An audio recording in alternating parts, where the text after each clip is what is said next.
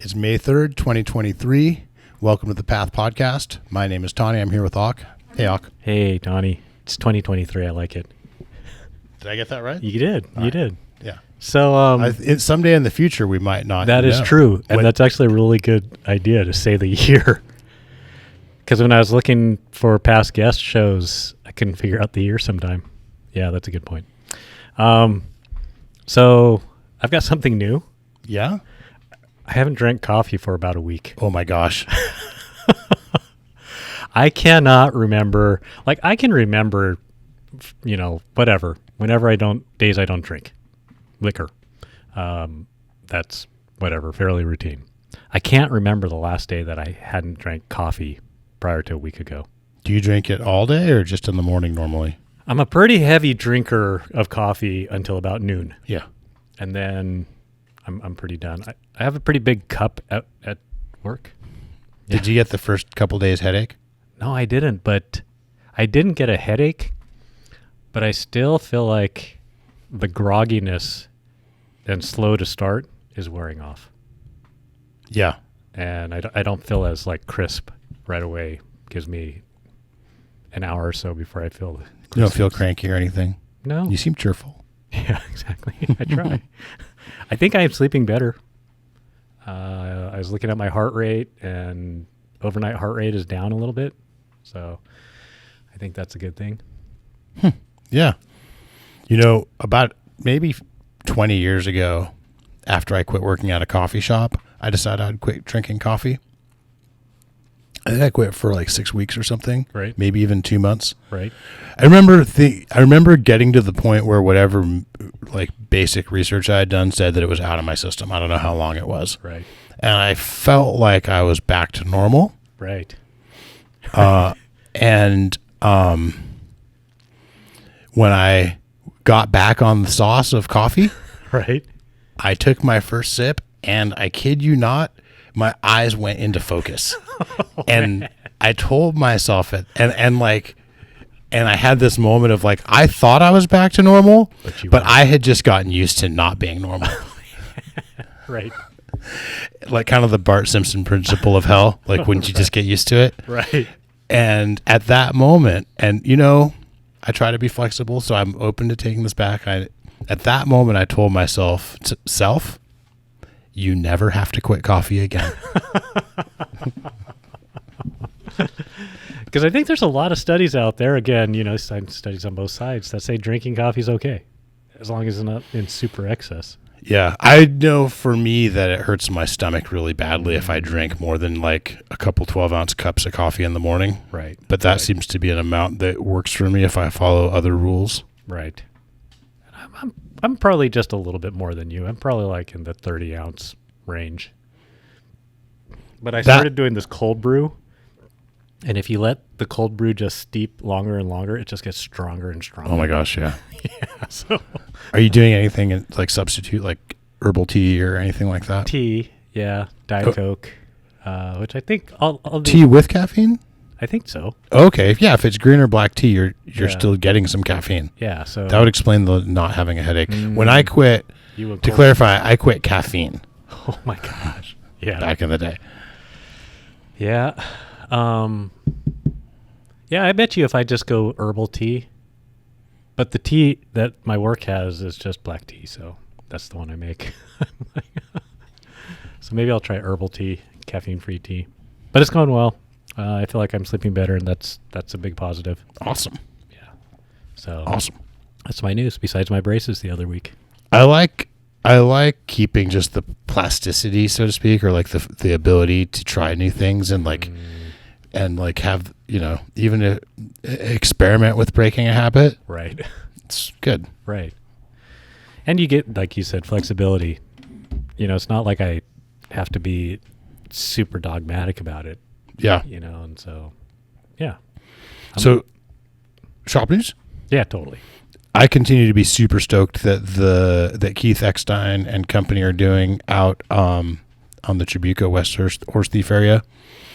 Val and Brian and Cynthia from the shop got out to join on the last trail work. super thankful to them for doing that, and everyone who's getting that. That's going to be so good for us. Oh my gosh, you're right. And by us, I mean the riding community, and I mean the mountain biking, the local mountain biking businesses. Yeah, because that stuff's epic. That is. I got a text from our friend Andrew at Shimano. He also participated. He did. Shimano's been really good lately about doing a lot of trail work as a team. And by lately, I mean like the last years. Yeah.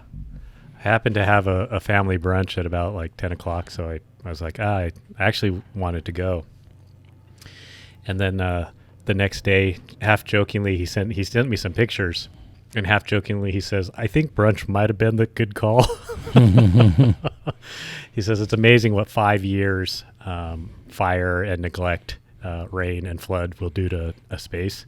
And one of the pictures he sent, it just looked like forging through the wilderness. Right. I guess they're finding like 10-foot sections of trail that you can still see, and then lots of unfound trail in between. Right. Lost trail. Oh, man. So huge thanks. That sounds like a great adventure. I think that's what Andrew was alluding to. I guess they made it more or less up to the junction of West Horse Thief and Holy Jim.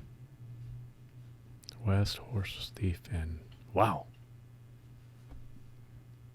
that's great. As far as just clearing away and put. So yeah, I guess there's a really big washout, maybe 70 feet wide and 50 feet deep or something like that. Oh my gosh. Crossing the trail at one point. But the Forest Service, I think, has some money to put towards resources for this in the budget. Right. And Keith is working on trying to get some grant money, I think, or some other funding too. And I'm hopeful. Yeah. And if you want to participate, you can get in touch with us to get in touch with the right people, because right now there's no trail works on the schedule. But you can contact the shop and ask. You can email Tani at thepathbikeshop.com, and I'll get you in touch with the right person. Great. Yeah, that's fantastic. Thanks to everyone who got out there. Thanks to people who don't even live in the area that are advocating for people to get out there, like our good friend Darren in Oregon. Yep. So, Crash. He's been on the show. He has. He's the man. Looks like he's been riding a little bit more lately, and glad to see he found a local shop to hang out at that sounds like has a good vibe, and he's not totally without a shop, which is cool. Yeah. Orbea demo coming up May 13th at San Clemente Single Tracks at the Richard T. Steed Memorial Park. First come, first serve. I want to say it starts at 10. Yeah, and I've heard, is it YT that's really helping out with partnering with the local trail maintenance folks down there. So I haven't been down there to ride or to help out either, but sounds like things are moving forward. Yeah. Yep. Hopefully I know that some of those trails may or may not be open for the demo. We'll see what's rideable by then. How did your e-bike demo go? Wait, did you have an e-bike demo recently? Maybe not. We had e-bikes at a demo recently, maybe. Right. I'm trying to remember which one didn't get rained out. We had so many get rained out. Right. Other news, next 20 riders that buy a bike from the Path and opt into this offer, we're buying them a membership to OCMTBA, which is the local IMBA chapter, basically. Great.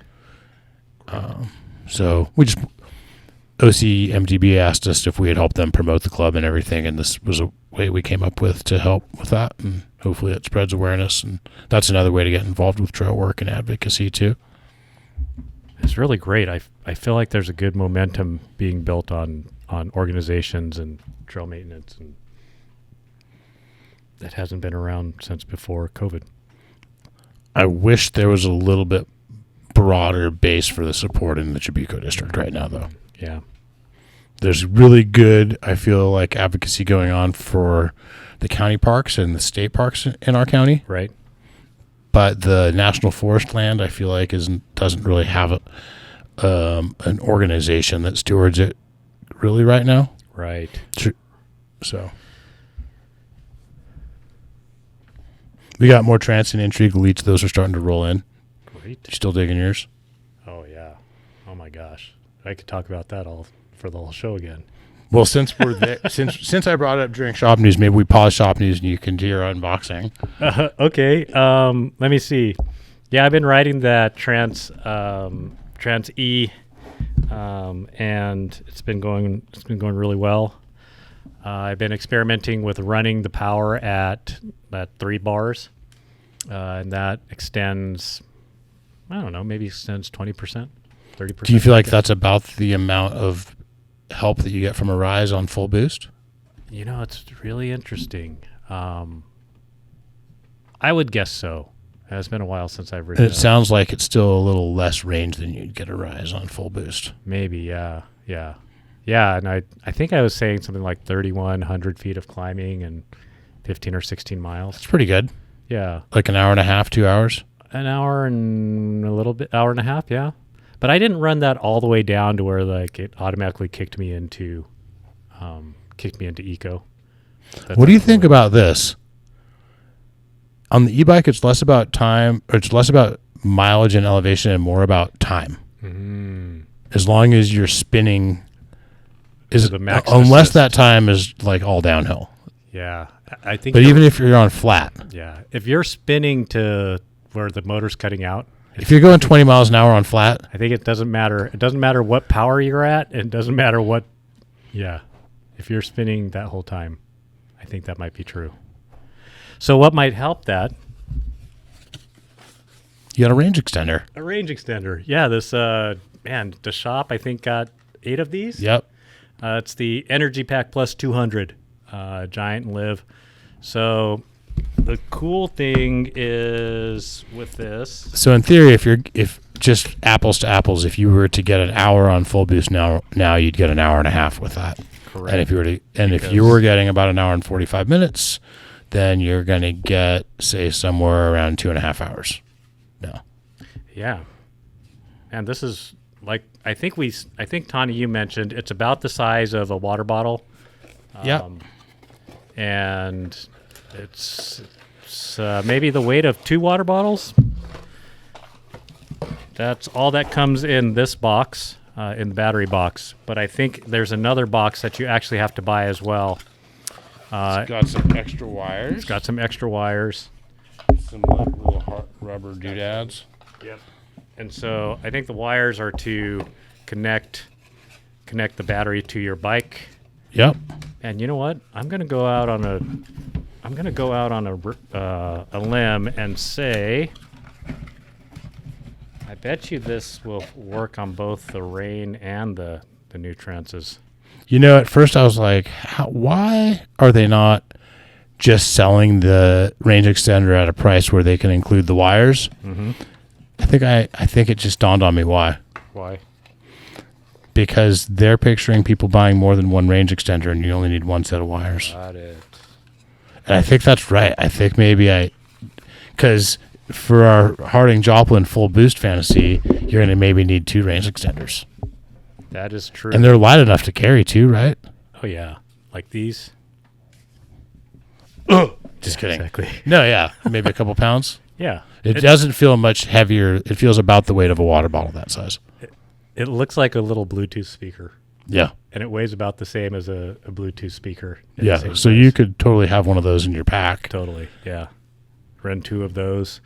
But I might try the experiment of running the Trans E with a range extender at 3 bars and go try do Harding to Joplin.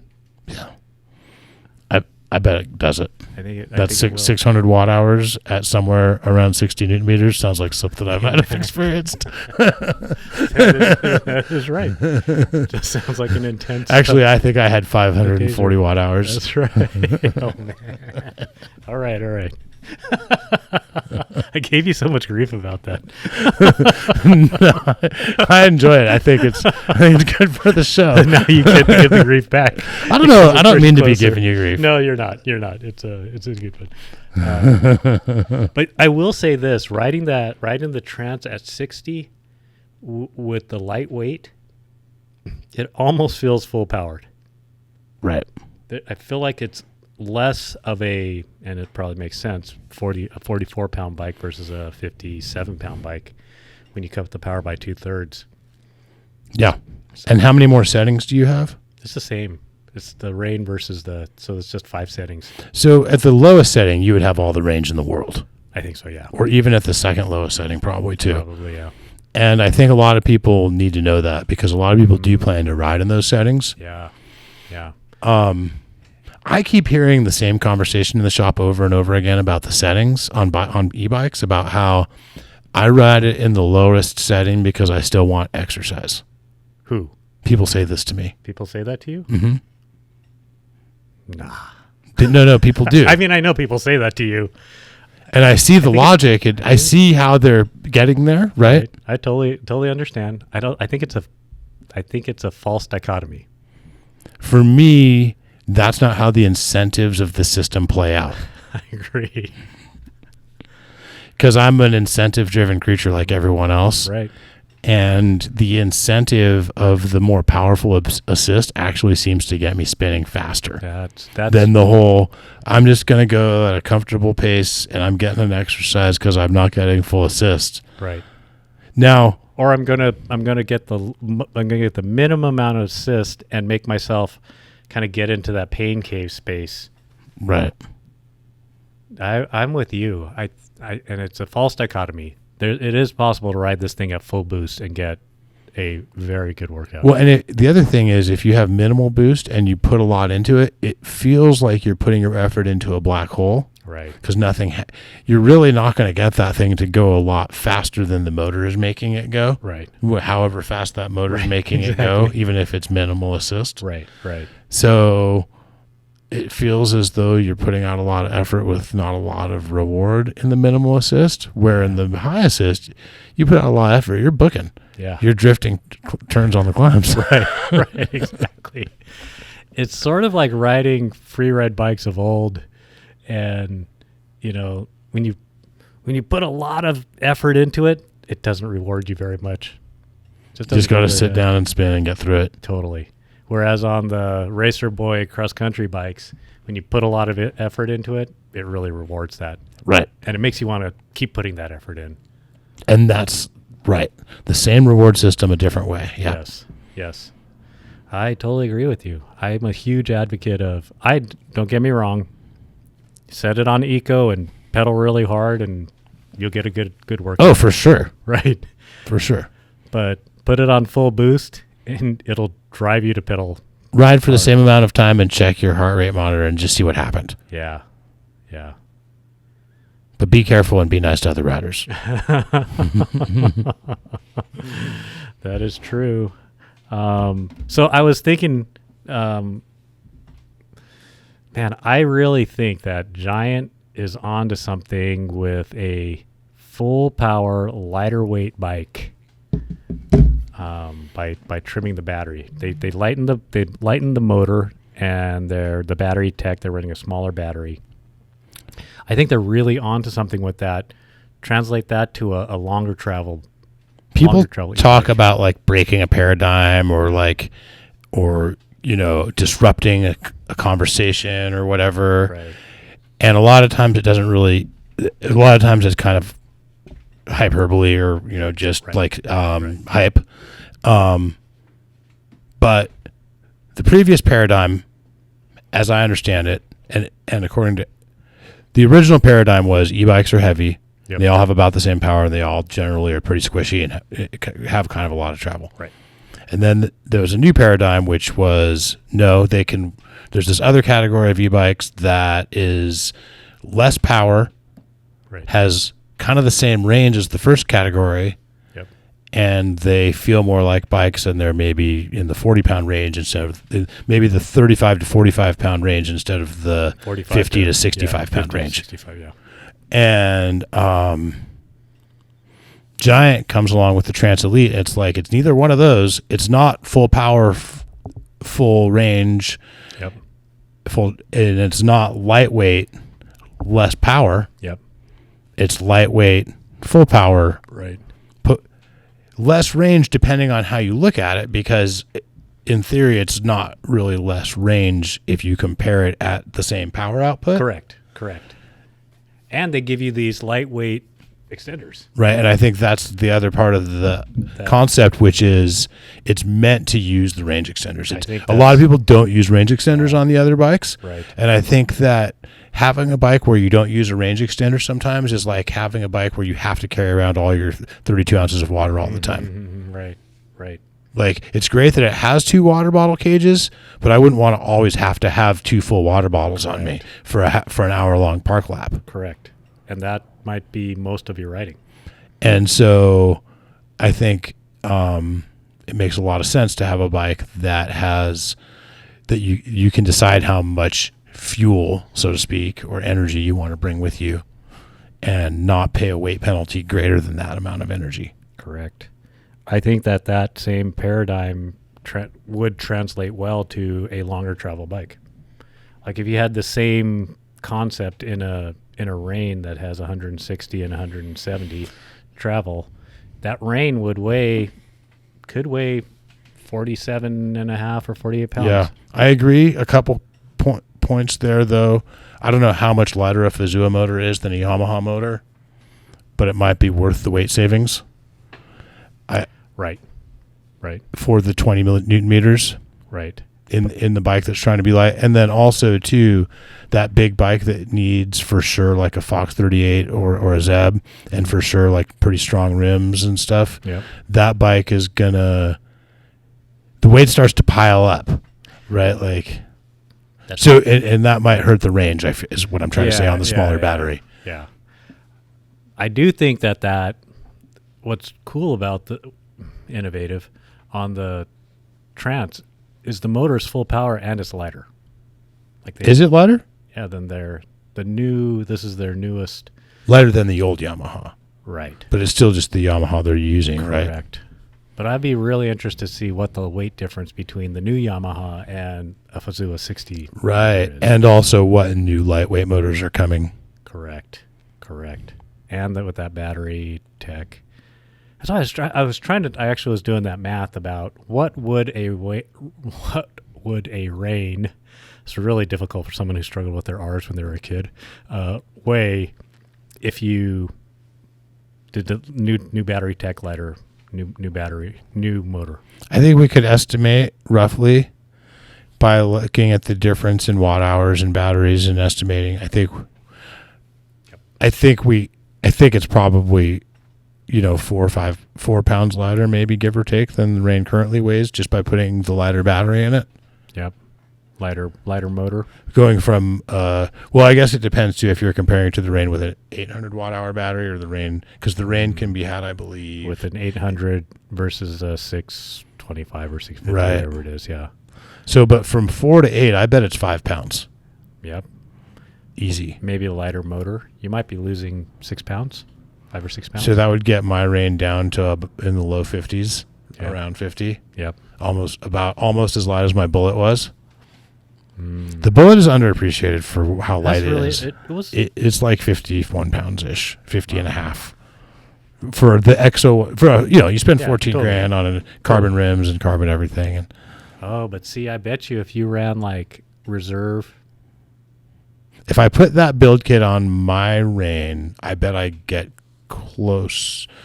I bet I get to about 52, 53. And then from there you subtract off 6 pounds. Yeah, the frame's probably the frame system and drive system is on my Rain, I'm guessing, is heavier. A pound or two heavier than that on the Bullet that I had, and then the parts are heavier too. See, so what if you... And also too, just to point out, my Rain, the retail is less than half of what the retail of that Bullet was. Correct. $6,500. Right. Yeah. So what made me start thinking about that is, man, the ride quality of this 44-pound e-bike feels like a normal bike to me. Yeah. And I've been switching back between push bike and me push bike to Trans e-bike, and there's a very similar sensation, both up and down. Yeah. So everything you're saying resonates for me, but I have had this theme in my head lately that on the e-bike conversations, we tend to get caught up in e-bike e-bike spec and e-bike what's the word I'm looking, features, Right. like torque and wattage and stuff. Right. And I think when it really comes down to it, for most of my riding, I care more about geo than I care about 20 Newton meters. Yep. And the quality of the ride. Yeah, the kinematics. Right. And I do care, and weight. Right. I mean, weight is in there. Right. I think, Which is why I'm really intrigued with the relay. yeah. I wonder how much the suspension. No, there's the same suspension. That's really interesting. And that's the other thing, is the relay is the first entry into You're interested. really long travel lightweight. Yeah. How much does the relay weigh? I want to say that it's like Trans Elite type weights. We had one in here today that was blingy. I don't know if we weighed it or not. I bet you it was 42 pounds or something. Whoa. Yeah. And claimed weights are light. Right. And it makes sense with the Fazua motor and everything. Right. Yeah, that's actually what I was thinking about recently. The relay? Yeah. But I do think Cushcore. Yeah. E-bike. All right. How can you not? Back to shop news. Yeah. We need to hire 2 people for the test and location, 2 full-time positions. One is an experienced bike technician, someone who would preferably someone who would really consider themselves identify as a bike tech and not as I'm going to do this for a while, because in between the other things that I actually am. Right. And then we also need a full-time bike assembler, and that person would also at times be packaging bikes for shipment. Got it. That's big. Like, we're shipping more and more bikes all the time. Right. Like, I think we packed 4 bikes for shipment today, and that's the way we do it. That's like 5 hours of work right there. Right. So Yeah. I packed a bike. not for each bike, but for 4 bikes. Right. A little over an hour per bike. Mm-hmm. Yeah. There's a lot of care that goes into it. There is a lot of care. I packed a bike in the new Path bike boxes. How'd it go? Last week. It went really well. Yeah. I showed a picture of it to the guy I shipped it to, and he's like, "Man, that's like the Mars lander, Mars rover." It got there safely. So some of the tips on that. Yeah, it's really interesting how when you strap the wheel to the frame and you with all the packing around it and you slide it into the bike or into the box, it's really nicely, it stands nicely and everything. So Yeah. with no additional like cardboard bike tray or anything like that. Right. So it saves on packing, I think. So you zip tied your wheel to your frame in such a manner that the axle could never touch anything else, or Correct. So that's one of the most common forms of damage in shipping, is the end cap of your hub makes contact with something. Yes. And mars it. Yes. Yeah, that could mar it pretty bad. Yeah. And so I started by going to Home Depot and buying it's the $12 roll of bubble wrap. Yeah. And so between that, I actually bought some of that. It's almost like packing saran wrap. Yeah. So it's on a big roll, and that was very helpful. Yeah. Blue masking tape, that was super helpful. So thanks to Jesse for a lot of these tips. So wrapping the wheel and finding that sweet spot on the frame where it's not going to touch anything. The axle's not going to touch anything. Yeah. And then Pedals off. Yeah. Bar off? Bar off. From the Right. clamp or from the stem? From the clamp. Yep. So thanks again to Jesse on that one.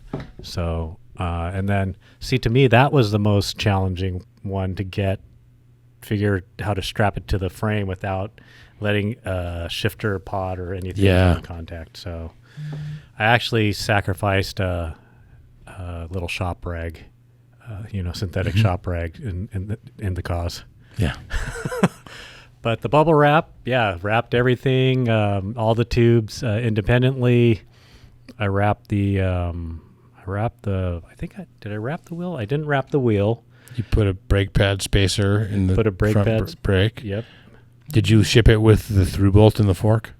I shipped it with the through bolt and the fork, and That's key because it adds structure to the fork. It does, and the shop was nice enough. Jesse was nice enough to find a little, what do you call those things? A little clamp that goes on Plastic- the through bolt. Little Plastic shipping piece. Yeah, plastic shipping piece. That was super helpful.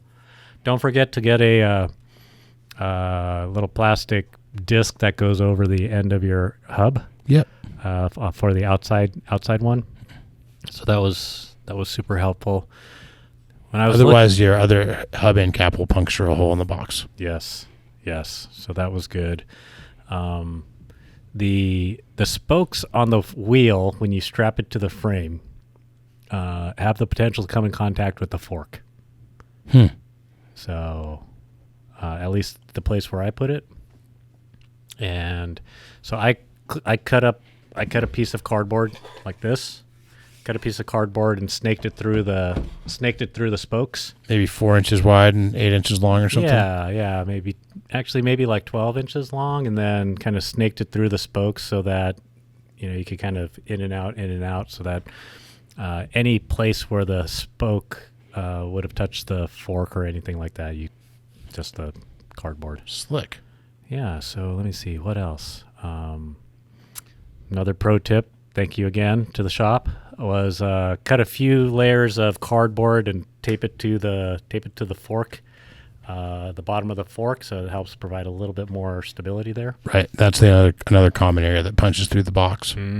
Yeah. So that was good, and that can help keep a little bit sideways motion as well. So if you cut it the same width of the box, that's super helpful. Yep.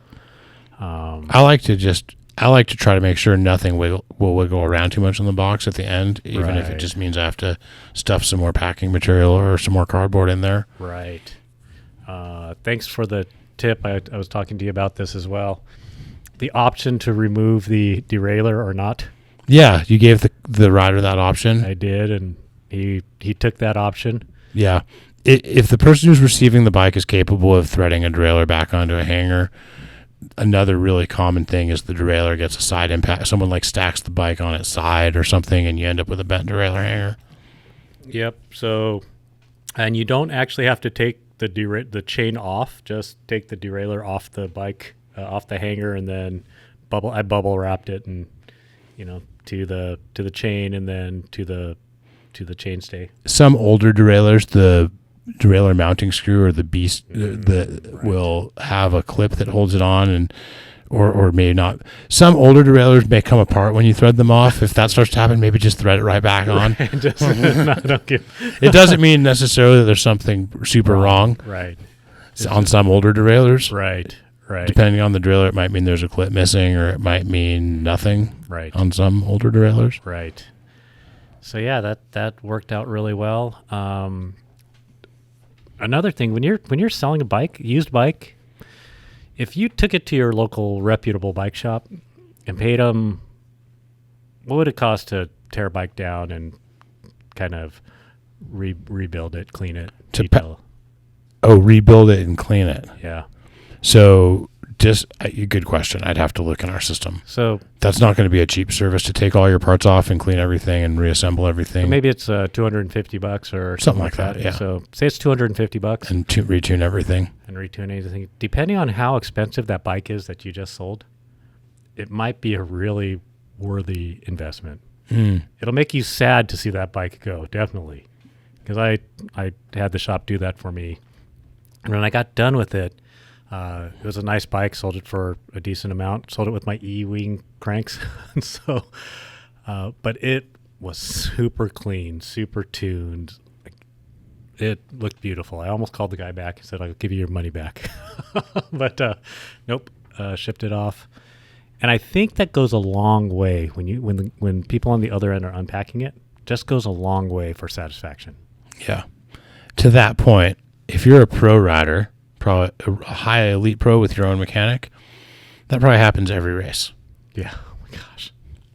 I think the average independent rider could probably put if it might not be such a terrible idea to do that every year or two. Right. Most people don't do it Ever. Right. And just pulling the fork out, wiping off the steer, checking the bearings, maybe replacing anything that feels rough, doing that with the bottom bracket as well. Taking the cassette and rotor off the hub and cleaning the hub good, and re-greasing the free hub body if that's one that takes grease. Right. Your bike will be quiet. Every bearing gets checked. Everything is smooth. I think, it's one of those things that we used to do that a lot on titanium bikes, because if you didn't do it, things would start seizing onto the frame. Right. And to a lesser degree, we used to do a fair amount on steel bikes, because it takes longer for it to seize on there, but it can happen on steel as well. Right. And even on some of the old aluminum bikes, we'd see like seized. Sometimes we still do see like seized dropper posts. Oh no! Like where it's basically formed like some sort of chemical sweat bond to the frame. Shit. Right. That'd be unfortunate. So yeah, I mean, even just for that reason, like I think more people should do that more often. It's one of those services that we don't ever suggest, because it kind of sounds like we're just trying to sell you a bunch of service. Right. But people should come ask us for that. I think you should. I don't actually work for the shop. I'm the podcast host, so take it with a grain of salt. But overhaul and detail, I believe, is the labor code in our system for that. Overhaul and detail. And you know what? I think I haven't ever done this for my own bikes, but I think getting your bike back in that condition, man, will make you fall back in love with your bike. You know what's not included in the overhaul and detail? Brake bleeds and suspension work. Right. You should probably do that too. Right. Like every couple of years. Yeah. For sure. I mean, I'm a huge fan of the 50-hour suspension services. I feel like that really makes a difference in how smooth my bike is. Right. And that's for most of our customers every 6 months. A lot of them don't do it. Right. But when they do them, they all notice how much smoother their suspension feels, and it's not a super expensive service. Right. You don't even know it's going, and then when you get it done, it's great. Yeah, I was thinking maybe we should put together like like Fox has a 50-hour service guideline for their suspension, and so does RockShox, and like maybe a 250-hour or a 200-hour, depending on the company. Right. I was thinking the Path should have like a 200-hour service guideline for your whole bike. Right. And so forth. It could be a once a year. And people would probably think we're just trying to get money out of them, but see, it's all right. You got to let people know what they could be doing and what they could be having. Right. That type of thing, the suspension work, you get huge performance. I mean, most people don't do the 50-hour service on their fork ride at 50 hours, and that's fine. Maybe they do the 50 hours at 100 hours. Right. But at least there's something to suggest. Right. Right. So, anyways, that was a good adventure for me selling my bike. Nice. Any other tips on packing it, since I digressed us on that? Get ready to pay a lot of money for shipping. How much did you pay? Let me see. I bought the insurance for the bike value, but I think it was going to be $170. Yep. That's cheap. No, without the insurance. Okay, with the insurance, like $240 or something like that. Yeah. It seems like our general shipping charges are between $200 and $300 for naughty bikes, for regular bikes. Yeah. It's so funny. I was kind of like texting with the guy, and when I saw how much the shipping was, like, oh my gosh, I've established a pretty good rapport with him. I'm like, hey, no obligation, but the shipping was way more than I thought it was going to be, and he was super cool. He kicked in $50 back to me. That's awesome. That was. I mean, I told him totally no obligation, but he was like super cool with it. Nice. So he must have been happy with the bike. I hope so. Yeah, it sounded like it. Yeah, Over the Hump is in full swing. We just had Over the Hump. It's every Tuesday till June 27th now. That's definitely something to check out, even if it's just to go check out the scene and say hi to everyone in the mountain bike community and say hi to the vendors and the Path and Zach and Tori. And go now. I mean, the weather is so beautiful here in Southern California right now. The hills are green. The weather is really nice. It stays late. And we love those people at Over the Hump. They do. they put so much into that race, and it really shows in the experience as in it's a really good experience for riders and spectators. Right. So support it. Yeah, totally. We have more demo bikes in the demo fleet. Oh, nice. Growing the demo fleet. Small, medium, and large Orbea Wilds in our Path demo fleet. It's Everyone $275 a day to demo that. You pick it up one day, drop it off the next. That's $275. Yep. But that's a full credit. Yeah, a full credit, $275 towards your next bike purchase at the Path for 6 months. Right. As many as you want. Yep. Have you had any people start demoing frequently? No one's demoed more than a few bikes yet. It seems like once you demo a few bikes, you know what you want, and then just all in. Yeah.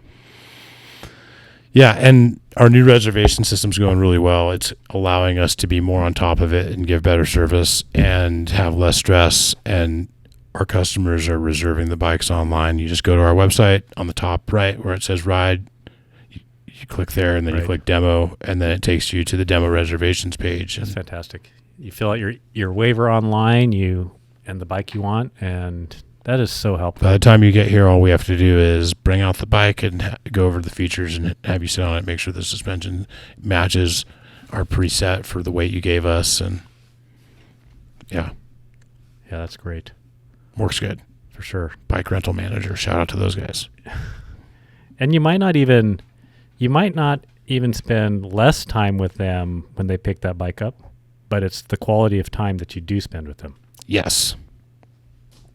And our old system was a bunch of Excel files on a server that we could all access. And so it was pretty tedious checking what bikes for the day had been returned and hadn't. It was pretty tedious looking through the Excel file and making sure you didn't do a double booking, and so forth and so on. This way, there's lots of fail safes and red flags and alerts for all the stuff we need them to have. So, for example, in the old system, it would be like an hour or so process at the end of the day just to inventory, see if all the demo bikes that went out had come back. It's a big, because it would be like 20 bikes and a bunch of Excel files to open.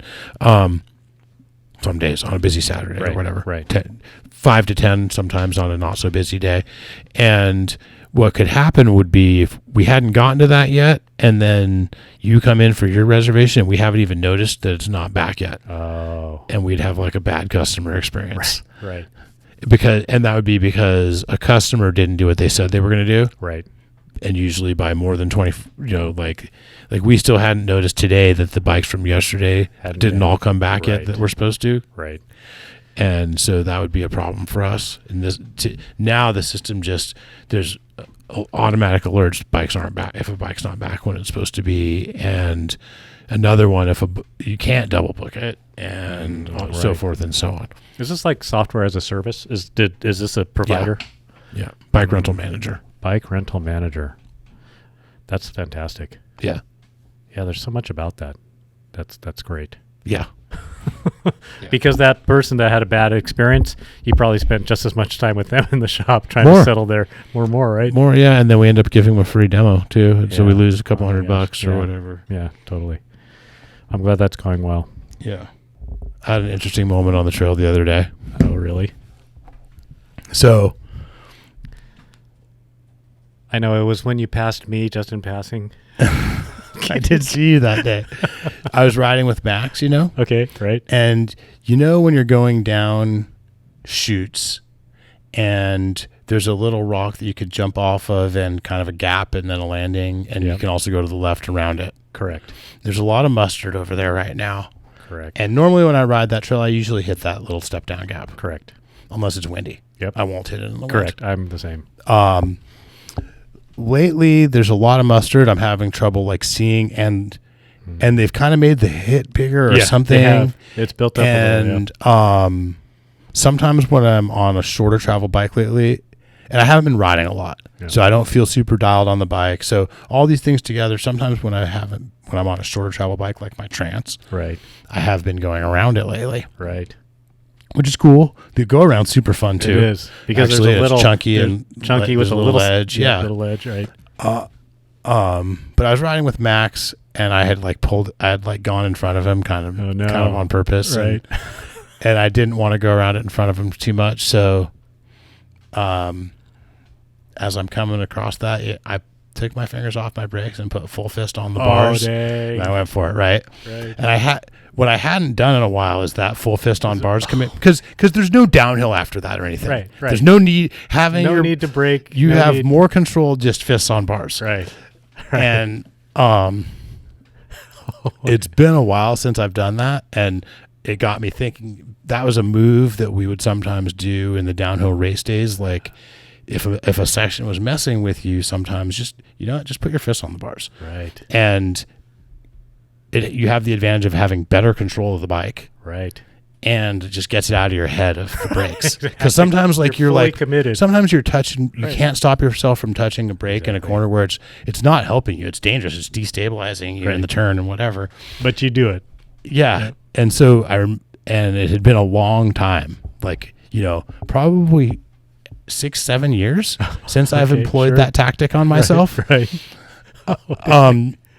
And part of that is my mantra lately has been ride in your comfort zone, have fun, do whatever you want to do, but just only do what you want to do. Right. Which I think has been really good for me lately. Sure. It's it's right for me with my age and my health and my how often I can ride and all that, right? Right. And mental health too, right? Because I have permission to have fun without hitting anything I don't want to hit and all that, right? Sure.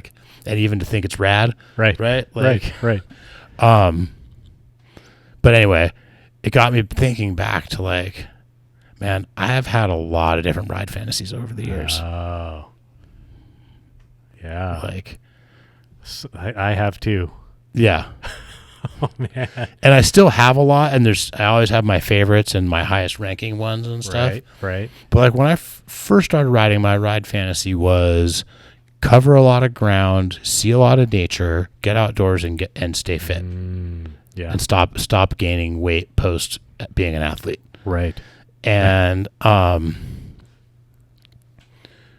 that was my ride fantasy. And I remembered in those days seeing other riders kind of traversing across the ridge, like silhouettes of riders traversing across the ridgeline in El Moro, knowing that that's kind of a steep climb, and noticing that it looks like they're having kind of an effortless spin. Right. And thinking that's my ride fantasy. Right.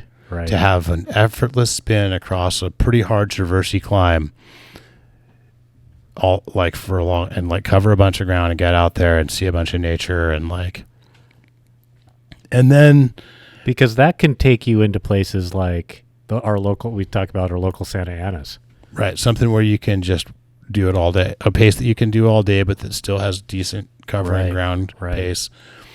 And then I think I remember discovering my first kind of techie out of bounds trail. And so I was just a stranger on the trail. I was like, hey, you ever ride this trail? And I followed them down, and I think it was called No Way Ray. Okay, right. And it's not there anymore, I don't think. Correct. But it was fairly techie I was riding my Rocky Mountain Vertex with V-brakes. Right. I didn't work in the industry yet. I was far from working in the industry yet. Sure. I didn't know much about the industry or bikes or mountain biking. Right. And that trail my ride fantasy became riding that trail with no dabs. And that was a hard trail to ride with no dabs. Sure. There were some nasty little techie sections that were that would be difficult maybe even now, I don't know. For sure. And kind of steep. Yeah. And it started off with that rock, like a big rock that you ride on. It was the first time I had ever ridden on a big rock feature. Oh, right. And that was part of the new ride fantasy too. Yeah, because there are plenty of big rock features. In Laguna, yeah. Yeah, it's interesting too where maybe you didn't even know that was going to be a ride fantasy until you saw somebody ride that thing. And you were able to follow someone. Because I had an experience down, something much more tame. Goat in the Oaks. Old goat. And I don't know if that's much more tame. And I don't have a good comparison because I haven't ridden No Way Ray in so long. Okay. I think they might be fairly close in techiness. Yeah. And so I remember one time. In fact, they might be. I would almost say old goat's got to be as techie. Okay. But just to clarify, old goat on a 70-degree head angle with a 3-inch fork on a hardtail with no disc brakes. Yes, that is, yes. I've done that too. That's exciting. Yeah, we've done that together. Yeah, exactly. But, I remember when I first started riding, I was trying to find different trails in the Oaks, and I walked up Old Goat. Yep. And I was thinking, I think this is the trail that they called Goat, that Tani and the guys were talking about. I can't believe that anyone would ride down this. Are you kidding me? What is going on? But then when you follow people and your skills progress and you see that and you experience that, you're right. That becomes your ride fantasy. It can. Yeah, it can. But for some people, it just, that is never part of their ride fantasy. Yeah. And for a while, my ride fantasy was like technical climbs with no dabs, where that was part of it, a big part of it. Right. That's coming back as part of my ride fantasy. Yeah. Right now. That comes and goes for me. Yeah. And I also now really like technical climbs on my e-bike. That's where mine is going back. And it's on those you don't dab. Like a dab is pretty much a stop. Right. Yeah. It's like those technical climbs are full commitment up because you don't want to jump off and have to push that thing up. Yeah. But it's so interesting how, so like long Santa Anas covering a lot of, well, that was kind of my next ride. Almost like it went from that era for me, and then I opened the shop and started doing the Sunday rides and got exposed to all this culture and trails and riding styles and equipment and riders and skill sets. Right. And I remember putting a riser bar on my bike during that era of my ride. Right. Like before that, I had the 23-inch ride flat bar still. Oh, wow. Right. Yeah, that's true because like maybe as you opened the shop and got exposed to that side of the culture, the Santa Anas is not just long pedals. I mean, there's some tech up there too. There's some tech up there. And steeps. And so the ride fantasy associated with that is different. Yeah.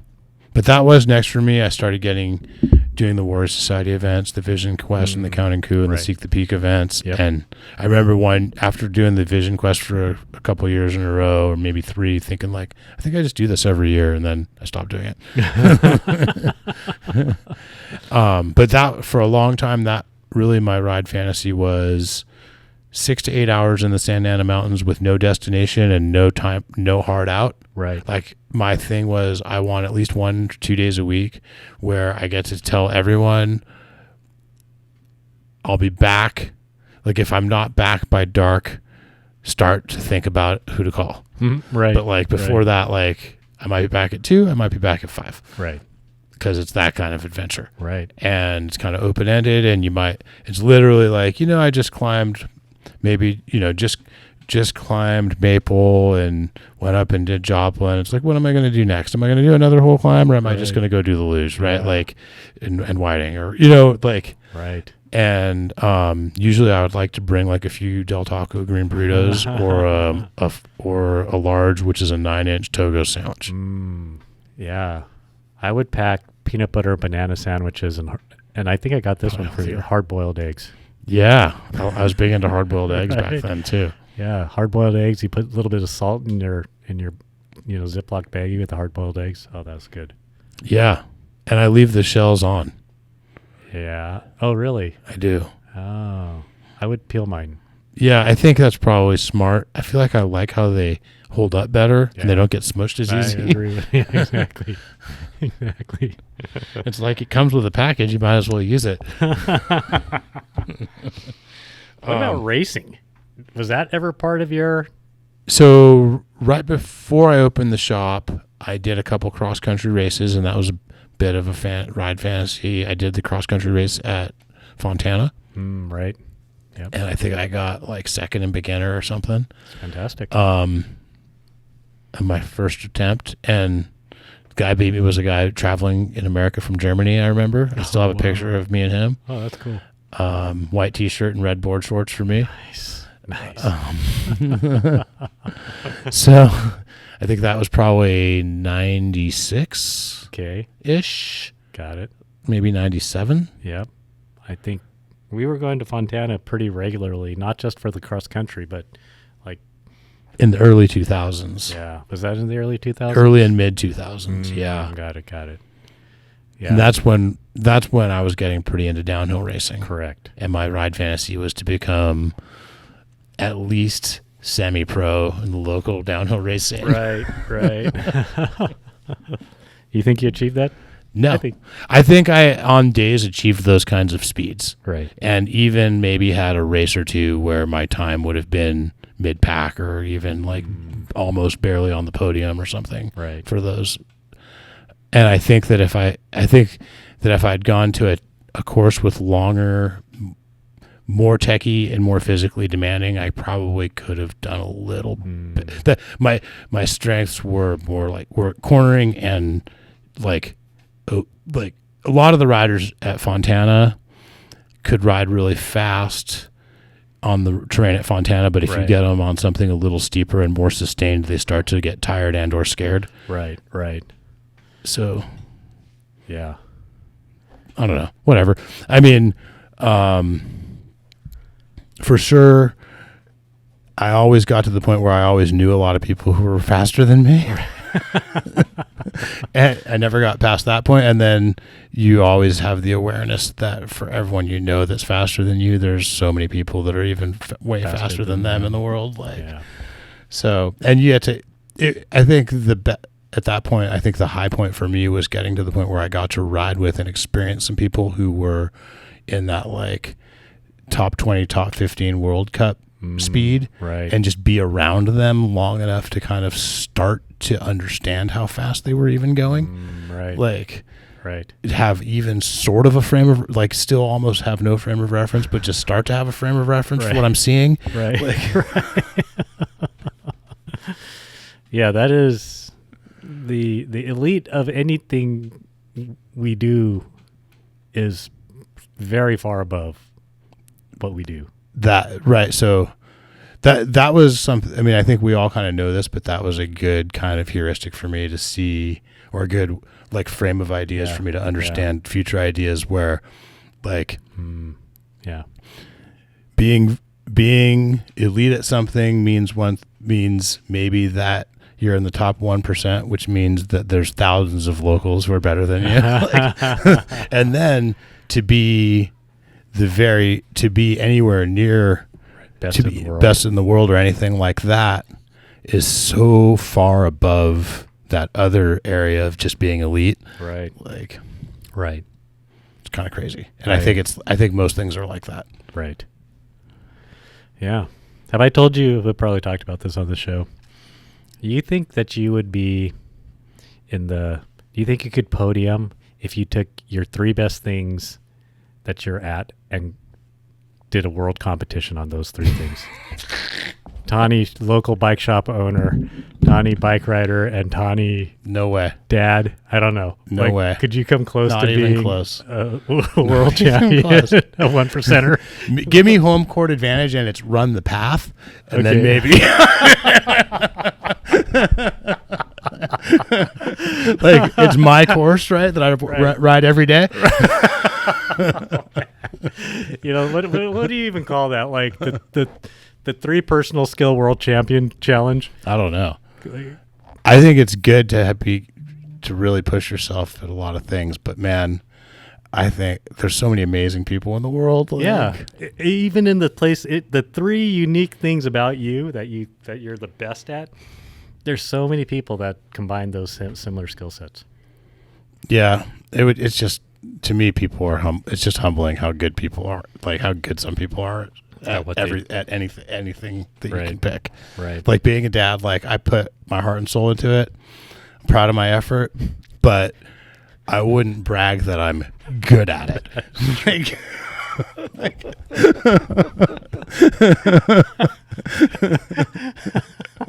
Yeah, no, I would totally agree with you. It is interesting to come into, I do when I get to know people and see where they're really skilled at in life. I start to wonder, I bet you could be a world champion. You could be a 1%er. Maybe a podium in your 3-way. Podium at local pro, maybe. No, I mean, I or think some people. I think there are some people that we know that we brush shoulders with that are world like They're great at something, or even a couple things. few things that you combine, and then those are the people that I really start to sit down and I think about what made you great at these things, because I there's bet they don't characteristics think in they're it. one of those people. I see and those are the people that that's why I kind of think No through wonder. Oh, so then I just observe them. I'm like, oh, what makes you so great in those faces? Right. And like being like running bike shops, there's some people who are there's also a lot of like, what's your metric of success on stuff. Right. You know what I will say is something I'm pretty proud of. I know who I am, I know what I like, and I like what I like. Yeah. And I would say at that I might be world class. And that's an important thing. I'm kind of paraphrasing Rick Rubin a little bit. Okay. And this is something he values, is this idea, this concept of just knowing what you are and liking it. Right. And not questioning, like being able to really see like, no, I actually do like that. I like that for me. Like not because it's cool or shred signaling or right. like, There's a level of contentment and embracing that you have with that. with that, I struggle at contentment, to be honest, Right. but full disclosure, it does not always bring me contentment to be aware that I'm a person of taste, that I like my taste. That's basically what I'm saying, is that I am confident that I like my taste. Right. I'm a person of taste that likes my taste. Yeah. like I'm it. not confident a lot of other people like it, or that it's Right. good taste. Right. But it is. It's mine. That's right. And I like it. And I like it. No, that's a good place to be. Yeah. Um, And it has value too, because somewhere else, someone else might share that, and I think there's value to bringing clarity to that and to living it and being an example of that. I think that's one of the like subtle values of the path, that you don't really talk about stuff like that too much, and it's the more you talk about it, the less it works too, like breaks the spell. right. So we could go on and on with ride fantasies. We both had trials bikes that we rode quite a bit. I think I lent mine to Ethan. Oh, okay, nice. A tech at the shop. Right. But for a long time, one of my ride fantasies was to be able to maintain a back hop for as long as I wanted or had energy to. Right. And I pretty much accomplished that, What's a back hop? where you're hopping on your rear wheel Right. and using each little hop to gain control and balance. Right. And in theory, you should be able to also, at that time, be able to hop from thing to thing on Right. your rear wheel. Right. Yeah, I didn't spend. That was a ride fantasy of mine. I didn't prioritize that enough to get very proficient at it. I did ride with people who were pretty proficient at it. Remember Brad? Brad was such a natural at trials. Right. Yeah, he got a trials bike, and I had been riding and practicing, and like pretty kind of proud of my progression. Right. For 6 months to a year, probably, Brad got a trials bike and built it and was better than me in like 3 weeks. and within 6 months to a year, he was back hopping from like one handrail 4 feet across to another handrail and like 360ing off of it. Right. Like Right. crazy good. Yeah, I went with him. What was that park in T-Winkle Park? Was it in Costa Mesa? No, maybe that's I'm not the sure. one. But there's a bunch of like natural natty like features. Yeah.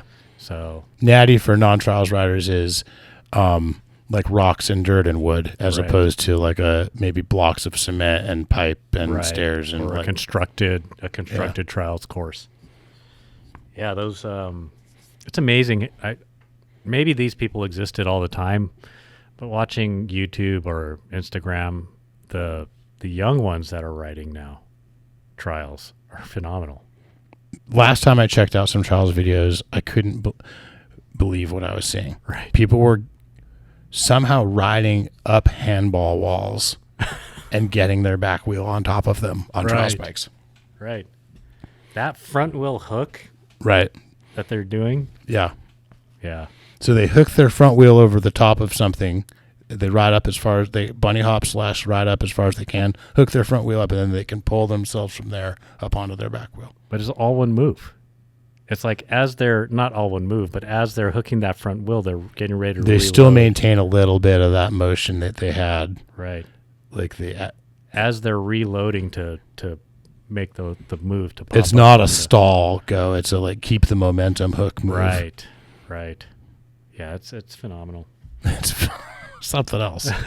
But I mean, some of them I think could do it from a stall almost maybe, or like what I understand is these people, anything they can get their front wheel up onto, they can get onto. Yeah.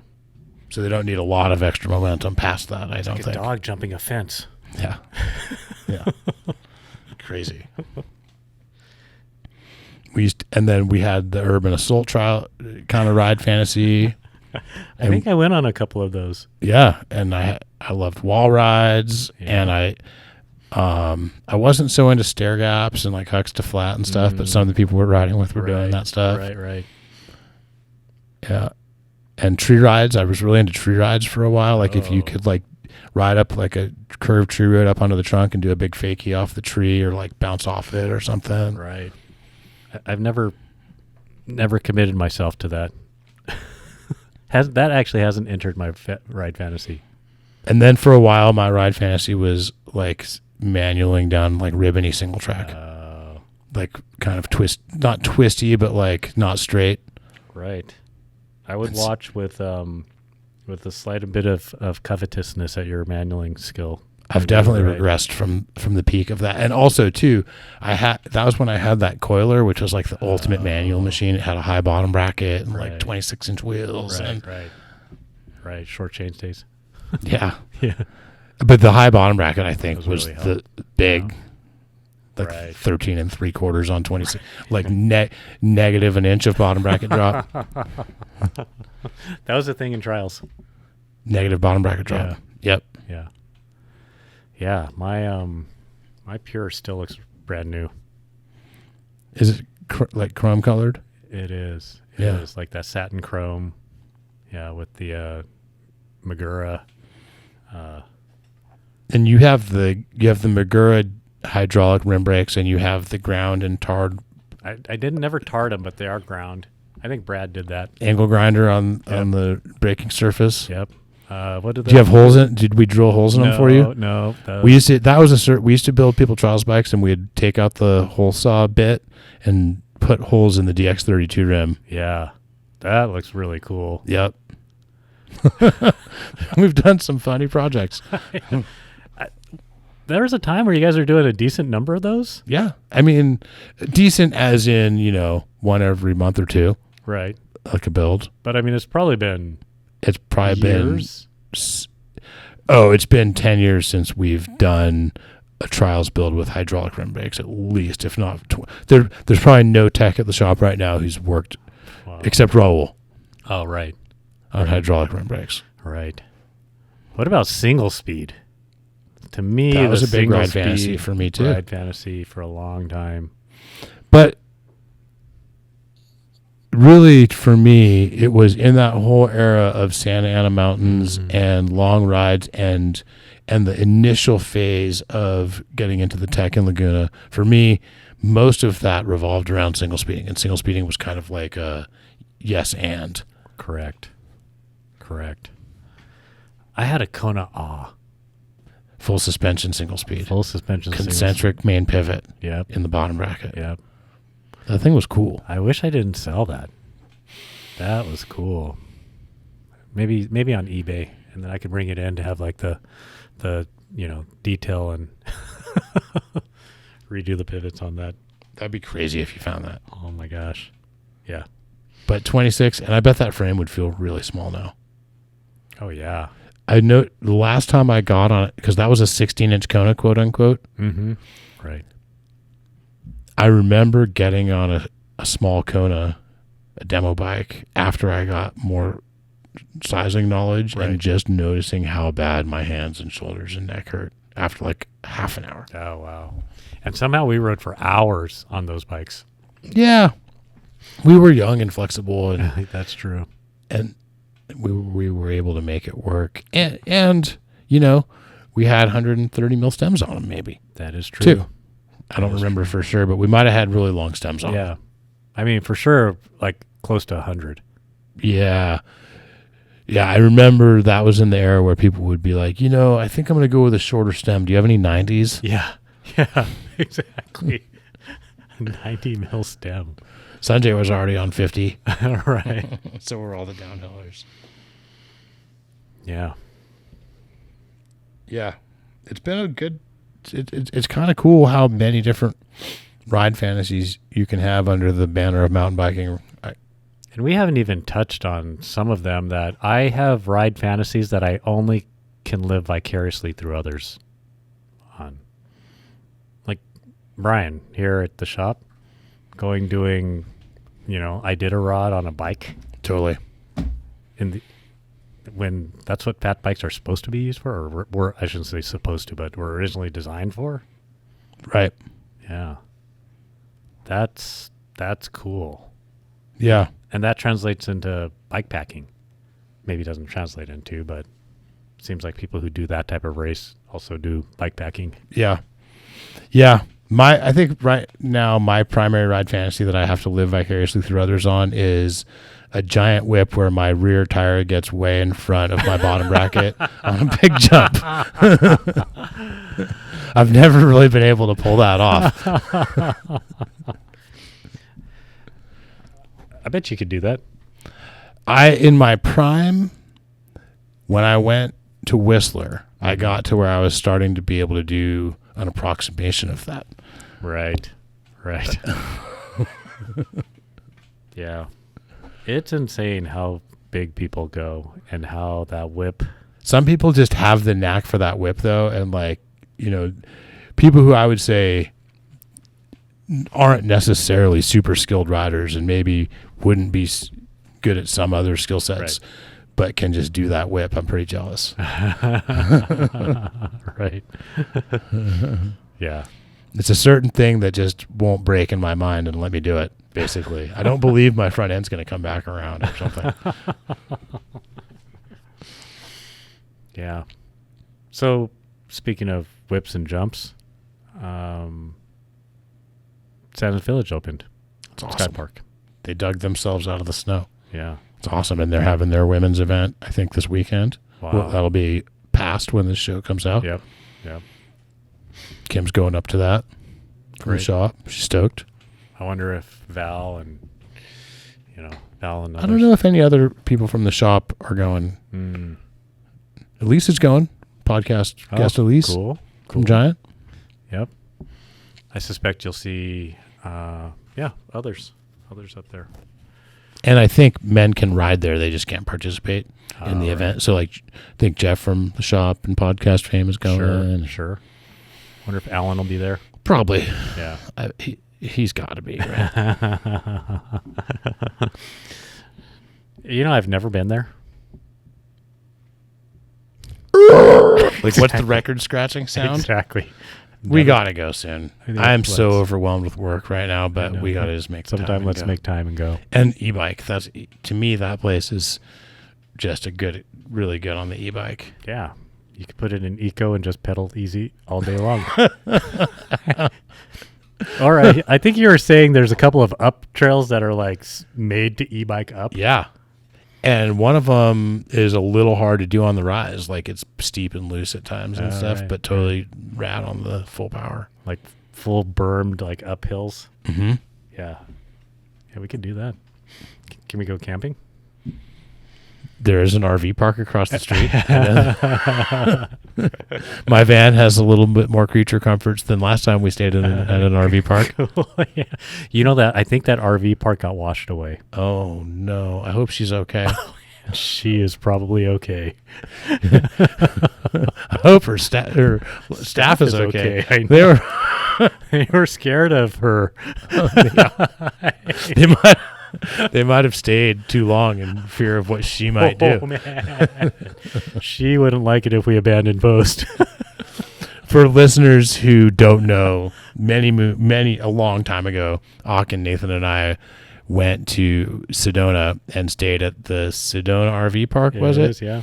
And the staff there kept a lot of the questions we would ask.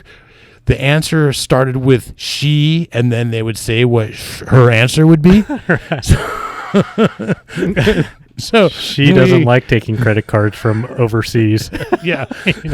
She doesn't let people check in before check-in time and use the bathroom. So it's like, hey, can we, like, we're not checked in yet. Can we, like, there was something we want to do. That's right. That's the initial, like, she doesn't like it when people do that. We're like, oh, okay. I think we drove by our spot also, and it was like all clean and like ready to go. And we're like, could we just go hang out there? And they're like, she doesn't like anyone going before she has a chance to look at it. I was like, oh my God. Okay. Can we use the restroom? She doesn't like it when you use the restroom and you're not checked in. And so this is a really nice RV park, and there's a lot of really nice RVs there. Yep. Probably, you know, I would hate to guess how many millions or billions of dollars worth of RVs there. Exactly. Not a lot of camper vans. Right. And my van isn't even a camper van. Right. And most of the people there are old couples, and that were like, at the time, probably passing for young in that environment. Mm-hmm. Right. Dudes in a van. And this woman who was there, I remember she looked up and like looked inside the van and made an open look of horror, just like, oh. But I think we were really good. Like, we were good stewards of our RV spot. We weren't loud. We followed all of her rules. We did. I think. Except for, I think we had the campfire on a little too long. That was a barbecue. That was a barbecue, right? That was a barbecue. And then we ate dinner just outside, right? On the road. There's this kind of long road, semi-long road that leads to the RV park. And so we weren't checked in because she hadn't checked out the site yet. So we drove out and we kind of ate dinner. Yeah, there's like a parking lot. Right. And the next time I went back, there were I think Nathan went back first, and there was posts like no parking every like 50 feet along the road. And then I think I saw I went back, and there was even some signs that were like, or somebody had showed like signs that said no standing. There were some really interesting signs. I'd like to revisit the Not a Creek entrance signs. Oh my gosh. Yeah. We're going down to the creek, and there's this area that looks like a way to walk down to the creek, and there's a sign at the front of it that says Not a Creek entrance. Right. And an arrow. Right. And pointing somewhere else, which I was kind of like, is this the Knot Creek entrance, or are they pointing the arrow at the Knot Creek entrance? Right. And there are several of these Not a Creek entrance. I just entrance. had a weird moment. Me and my daughter are so the same. The other day, I got to tell this story. Okay. The other day, I'm taking the kids to a running club. Right. My 7-year-old daughter, who is a really interesting, deep thinker and has her own perspective on things. I go to leave the parking lot, and I see a sign that says "Do not enter." So I turn around, and I'm going out the correct exit from the parking lot. My daughter's like, "Why'd you turn around?" I said, "Well, that sign says "Do not enter," and she's like, "Well, you're not trying to enter; you're trying to exit."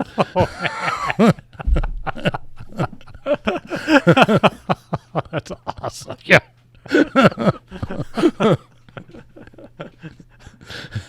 She meant it. Right. She's like, "What do you mean? We're exiting." True sincerity, right? Yeah. You're not entering, Dad. You're exiting. She's just really looking at that sign with a different frame of reference.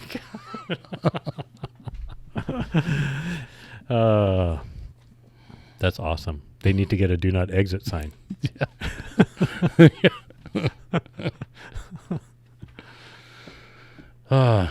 You had some good ride fantasies. Your XC Racer Boy ride fantasy. Yep. That one I carried out for quite a long time. I think you achieved the fitness levels, but you never did much racing. Correct. I raced a few times, and I raced at Fontana. I think I raced most of one series. I went with our friend Andy and Nathan. We'd go out there. Andy would race on a single speed. I think I had a Kona, a Kula Primo or something like that. Yeah. A hardtail, Scandium frame that you couldn't crush with your, if you squished it too hard. Yeah, that was good.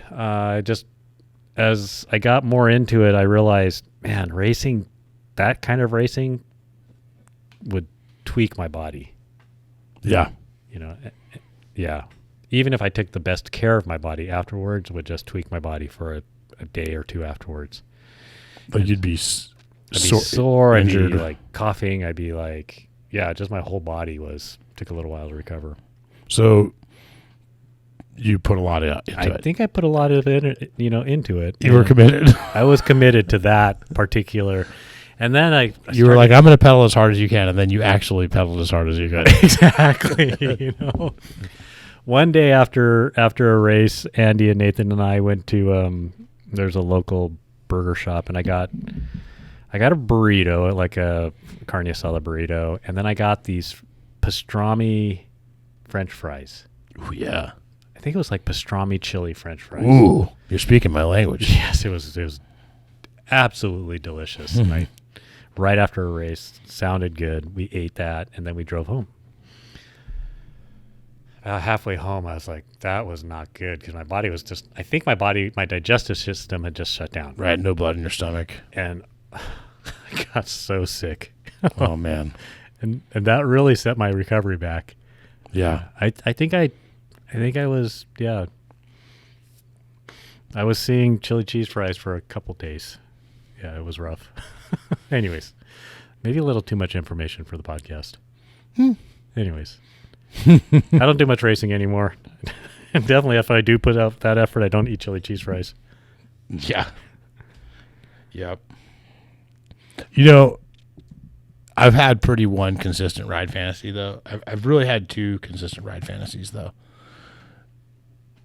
One is time alone to kind of work through stuff and come back feeling better from some physical exercise. Sure. Kind of the mental health benefits of just resetting with some physical exercise. And the other is camaraderie and kind of getting outside the lines with some friends. And those two were kind of one of those two and or both of those two have always been kind of woven into any of the other ones a little bit. Right. Because in all of those ride fantasies, you do always come back feeling better. A lot of those you come back having spent time with friends. And it's either after you spent some time with friends and got outside the line, or spent some time alone in nature. Correct. Like it's one of those two, and both of those work well for me. Yeah, I agree. So whatever your ride fantasy is, that's always a good space to be when you're done. For sure. Is that a podcast? I think we just did it. Thanks, Auk. Thanks, Jake. What? Jake says no. I say yes. Just kidding. Thanks to everyone. Thanks to the listeners. Thanks to our vendors, and really huge thanks to our staff. And let's all remember to love the bike we ride.